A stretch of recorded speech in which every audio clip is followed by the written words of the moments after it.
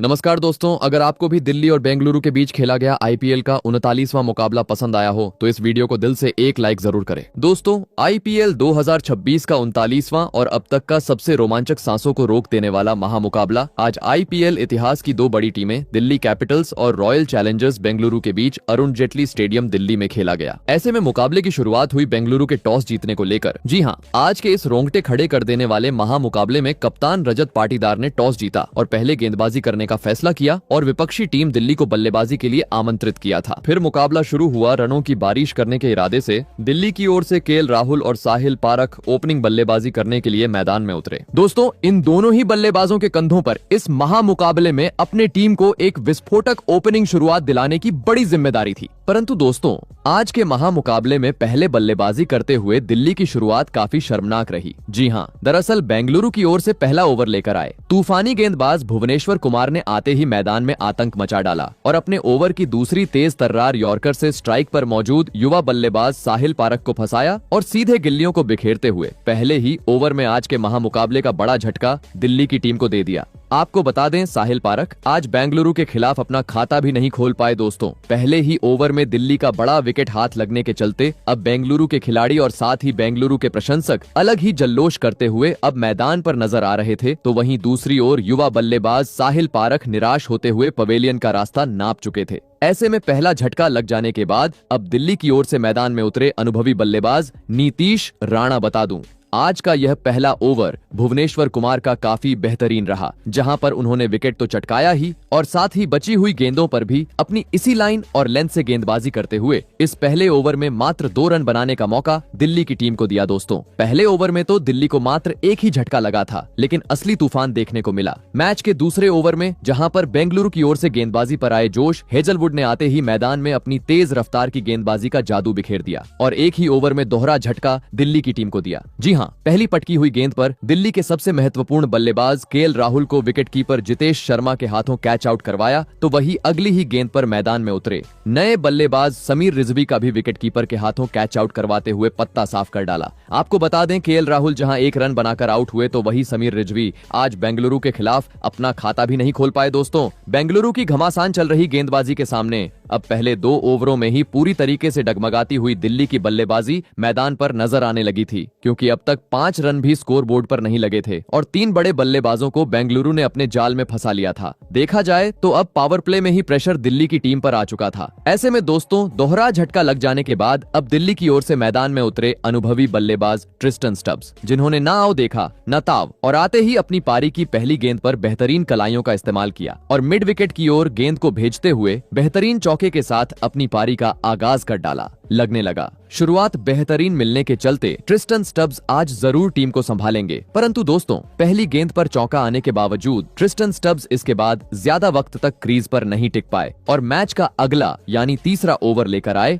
भुवनेश्वर कुमार की बाहर जाती हुई गेंद को छेड़ने के चक्कर में स्लिप में खड़े खिलाड़ी देवदत्त पडिक्कल को एक आसान सा कैच थमाकर टीम का साथ छोड़ गए। आपको बता दें, ट्रिस्टन स्टब्स आज मात्र 4 रन ही टीम के लिए बना पाए। दोस्तों, एक के बाद एक ताश के पत्तों की तरह बिखरती हुई दिल्ली की बल्लेबाजी आज बेंगलुरु के सामने मैदान पर नजर आ रही थी, क्योंकि अब ढाकड़ बल्लेबाज ट्रिस्टन स्टब्स भी निराश करते हुए पवेलियन का रास्ता नाप चुके थे, जिसे देख अब अलग ही खुशी झलकती हुई बेंगलुरु के प्रशंसकों के बीच मैदान पर नजर आ रही थी। और दोस्तों, इसी खुशी को 2 गुना किया एक बार फिर करिश्माई गेंदबाज भुवनेश्वर कुमार ने, जिन्होंने पहली गेंद पर ट्रिस्टन स्टब्स का पत्ता साफ करने के बाद एक गेंद बांधी मैदान में उतरे। दिल्ली के कप्तान अक्षर पटेल को भी अपनी आउटस्विंग गेंद में चकमा दिया और विकेटकीपर जितेश शर्मा के हाथों कैच आउट करवाते हुए बद से बदतर दिल्ली की स्थिति को कर डाला। बता दूं, अक्षर पटेल आज के महामुकाबले में अपना खाता भी नहीं खोल पाए। दोस्तों, एक छोर से जोश हेजलवुड तो दूसरी ओर भुवनेश्वर कुमार की आतिशी गेंदबाजी के सामने अब पूरी तरीके से दिल्ली की टीम बिखर चुकी थी, क्योंकि अब 10 रनों के भीतर आधा बल्लेबाजी क्रम दिल्ली का पवेलियन का रास्ता नाप चुका था। देखा जाए तो अब पावर प्ले में ही बेंगलुरु ने इस मुकाबले पर अपनी पकड़ मजबूत कर दी थी। ऐसे में दोस्तों, इस डगमगाती पारी को देख अब दिल्ली की ओर से मैदान में उतरे इम्पैक्ट प्लेयर के रूप में अभिषेक पोरेल। बता दूं, हमेशा की तरह यह मैच का तीसरा ओवर भी बेंगलुरु के हित में रहा, जहां पर भुवनेश्वर कुमार ने 2 बड़े बल्लेबाजों को अपने जाल में फंसाते हुए मात्र 1 रन बटोरने का मौका दिल्ली की टीम को दिया। लग रहा था अब यहां से दिल्ली के खिलाड़ी बेंगलुरु के गेंदबाजों का सूझबूझ के साथ सामना करेंगे और धीमी गति से ही सही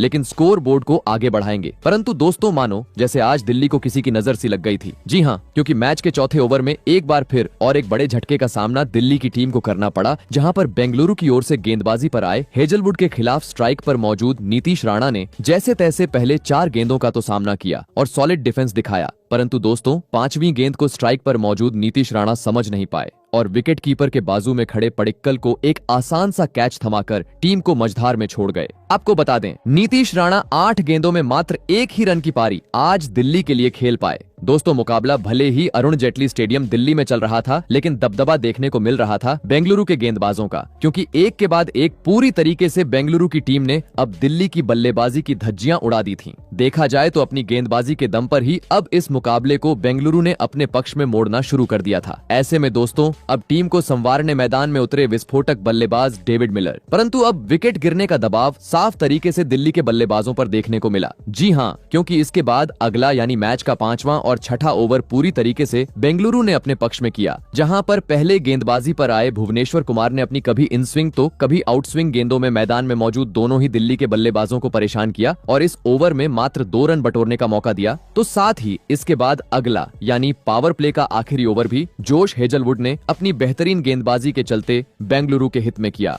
और पावर प्ले के 6 ओवर का खेल खत्म होने तक मात्र 13 रन स्कोर बोर्ड पर लगाने का मौका दिल्ली की टीम को दिया। दोस्तों बेंगलुरु की तूफानी गेंदबाजी के सामने पावर प्ले में ही 6 बड़े बल्लेबाजों को गंवाने के चलते जैसी चाहिए वैसी एक धुआंधार शुरुआत आज दिल्ली के बल्लेबाज टीम को दिलाने में पूरी तरह असफल रहे थे। लेकिन बेंगलुरु जैसी बड़ी टीम के सामने विशाल लक्ष्य खड़ा करना था, तो अब पावर प्ले के बाद मैदान में मौजूद अभिषेक पोरेल और डेविड मिलर को अपनी जिम्मेदारी को समझते हुए तेज गति से एक साझेदारी निभाना जरूरी था और दोस्तों ऐसा ही कुछ देखने को मिला। अंततः पावर प्ले के बाद अगले यानी मैच के 7वें ओवर में जहां पर बेंगलुरु की ओर से गेंदबाजी पर आए रसिक डार का आते ही स्ट्राइक पर मौजूद अभिषेक पोरेल ने समाचार लिया और ओवर की दूसरी पटकी हुई गेंद पर बेहतरीन पुल लगाते हुए अपनी पारी का पहला चौका जड़ दिया। तो वहीं इसके बाद ओवर की चौथी गेंद पर डेविड मिलर ने भी अपने मैदान में होने का सबूत पेश किया और खूबसूरत तरीके से कवर ड्राइव जड़ते हुए गेंद को सीमा रेखा के पार पहुंचा दिया। बता दूं आज पहली बार यह ओवर दिल्ली के हित में रहा, जहां पर डेविड मिलर और अभिषेक पोरेल ने मिलकर 12 रन बटोरे। वहीं दोस्तों अगला ओवर भी कुछ इसी प्रकार का देखने को मिला, जहां पर बेंगलुरु की ओर से गेंदबाजी पर आए रोमारियो शेफर्ड का आते ही स्ट्राइक पर मौजूद अभिषेक पोरेल ने स्वागत किया और पीछे की ओर जोरदार पुल लगाते हुए एक और चौका अपने खाते में जोड़ लिया और इसके बाद बची हुई गेंदों पर स्ट्राइक रोटेट करते हुए दिल्ली की टीम को आगे बढ़ाना शुरू कर दिया। दोस्तों धीमी गति से ही सही, लेकिन अब दिल्ली की टीम पटरी पर लौटती हुई मैदान पर नजर आ रही थी, क्योंकि मैच के 7वें और 8वें ओवर में बड़े शॉट लगाने के बाद आज के 9वें ओवर में एक बार फिर स्ट्राइक पर मौजूद डेविड मिलर ने रसिक डार के खिलाफ अपना हाथ खोला और पहली गेंद पर जहां पुल की मदद से ऑफ साइड की ओर एक उड़ता हुआ चौका जड़ा।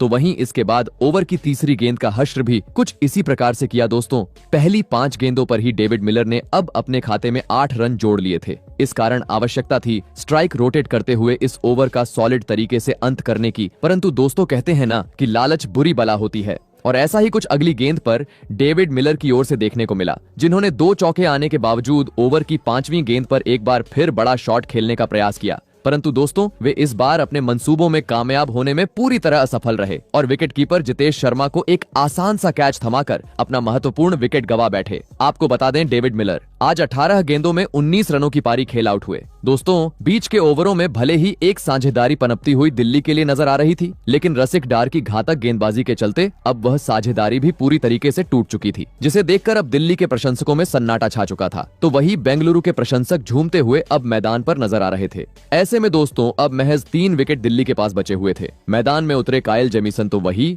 और दबाव बढ़ाने के इरादे से बेंगलुरु के कप्तान रजत पाटीदार ने गेंदबाजी आक्रमण पर लगाया अपने स्पिनर गेंदबाज सुयश शर्मा को, और दोस्तों सुयश शर्मा ने भी आते ही अपनी बेहतरीन फिरकी का जाल मैदान में बिछाया और दोनों ही बल्लेबाजों को अपनी घूमती हुई गेंदों में फंसा के रखते हुए इस ओवर में मात्र 3 रन बनाने का मौका दिया। परंतु दोस्तों अगले ओवर में जैसे ही बेंगलुरु की ओर से शेफर्ड गेंदबाजी पर आए नए बल्लेबाज कायल जेमिसन ने अपना रौद्र रूप अपनाया और ओवर की दूसरी ही पटकी हुई गेंद को उसके सही अंजाम यानी दर्शक दीर्घा में पहुंचा दिया। तो वहीं इसके बाद चौथी गेंद पर कलाइयों का इस्तेमाल करते हुए लेग साइड की ओर इस बार बार गेंद को चौके में तब्दील कर डाला और साथ ही दिल्ली के स्कोर को भी 50 रनों के पार पहुंचा दिया। परंतु दोस्तों, रोमारियो शेफर्ड के खिलाफ जैसे ही दिल्ली के बल्लेबाजों ने रन बटोरे, अगले ही ओवर में बेंगलुरु के कप्तान रजत पाटीदार ने चालाकी की और गेंदबाजी आक्रमण पर अपने सबसे बेहतरीन स्पिनर गेंदबाज कुणाल पांड्या को लगा दिया। और दोस्तों, कुणाल पांड्या ने भी कप्तान पाटीदार को बिल्कुल भी निराश नहीं किया और अपने ओवर की तीसरी घूमती हुई गेंद पर स्ट्राइक पर मौजूद काइल जेमिसन को फंसाया और एलबीडब्ल्यू आउट करते हुए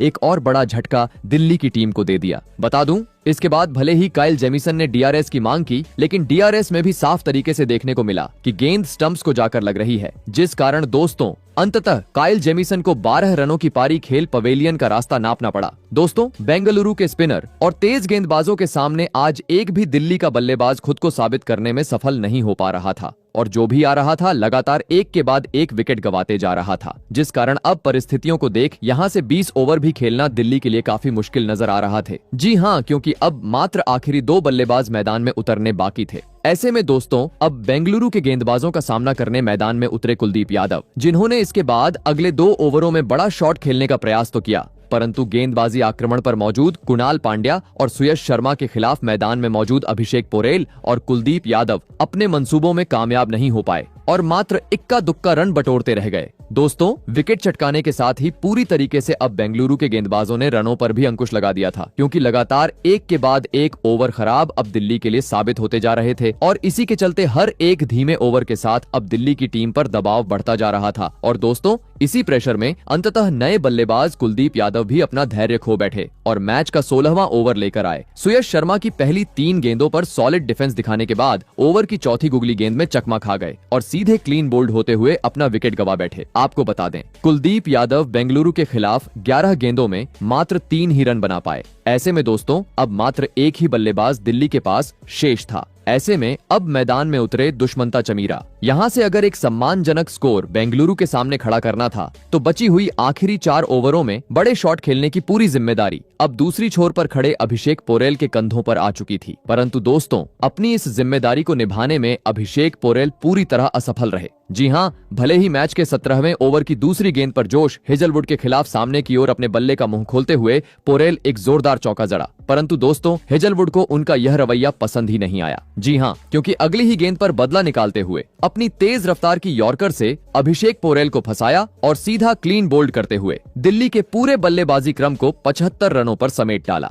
ऐसे में दोस्तों, अगर बात की जाए गेंदबाजी की तो आज के महामुकाबले में बेंगलुरु की ओर से सबसे अधिक 4 विकेट जोश हेजलवुड ने चटकाए तो वही 3 विकेट लेते हुए भुवनेश्वर कुमार ने भी उनका बेहतरीन साथ निभाया। ऐसे में दोस्तों, इसके बाद दिल्ली से मिले 76 रनों के लक्ष्य का पीछा करने बेंगलुरु की ओर से विराट कोहली और जैकब बेथेल बल्लेबाजी करने के लिए मैदान में उतरे। दोस्तों, दिल्ली ने दिया हुआ लक्ष्य छोटा था, ऐसे में दोनों ही बल्लेबाजों पर सूझबूझ के साथ शुरुआत दिलाने की बड़ी जिम्मेदारी थी। परंतु दोस्तों, बेंगलुरु के बल्लेबाज तेज रफ्तार से बल्लेबाजी करनी ही सही समझे। जी हां, दरअसल दिल्ली की ओर से मैच का पहला ओवर लेकर आए काइल जेमिसन का आते ही स्ट्राइक पर मौजूद जैकब बेथेल ने स्वागत किया और पैड लाइन की गेंद को पीछे की ओर धकेलते हुए बेहतरीन चौका जड़ते हुए शानदार तरीके से अपनी पारी का आगाज कर डाला और इसके बाद बची हुई गेंदों पर स्ट्राइक रोटेट करते हुए इस पहले ओवर को पूरी तरीके से अपने नाम कर किया। दोस्तों, पहले ओवर में तो जैकब बेथेल ने चौके के साथ अपनी पारी का आगाज किया था, तो अब बारी थी उनके साथ निभा रहे किंग विराट कोहली की। और दोस्तों, विराट कोहली का असली अंदाज देखने को मिला मैच के दूसरे ओवर में, जहां पर दिल्ली की ओर से गेंदबाजी पर आए दुष्मंता चमीरा के खिलाफ